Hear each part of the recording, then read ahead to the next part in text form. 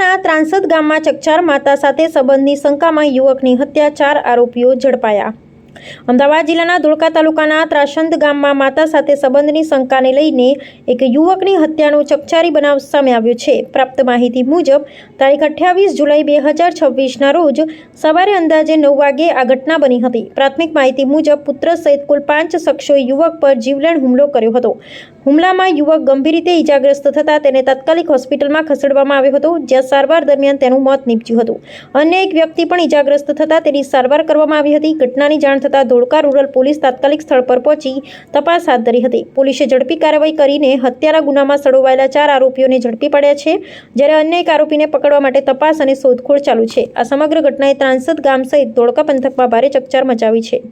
Dholka rural જે police station વિસ્તાર છે એના ત્રાસદ ગામનો બનાવ છે। આ 28 જુલાઈના સવારના આશરે 9 વાગ્યેનો બનાવ છે, જેમાં જે ફરિયાદી છે બાબુભાઈ ઠાકોર, એમના સન જોડે જે ધનજીભાઈ સંજયભાઈ ઠાકોર છે એમના સન જોડે એમના ખેતરમાં ગયા હતા। ત્યારે 5 લોકોએ એક ગેરકાયદેસર મંડળી બનાવીને વેરિયસ હથિયારના સાથે જેમ લાકડી, પાઇપ અને ધારિયા લઈને એમના ઉપર અટેક કર્યો હતો। અને જે આપણા વિક્ટિમ છે ધનજીભાઈ સંજયભાઈ ઠાકોર, એમને સારવાર દરમિયાન ઈજા થયેલી હતી, તો સારવાર હેઠળ લઈ ગયા ત્યારે એમની મોત થયેલી છે।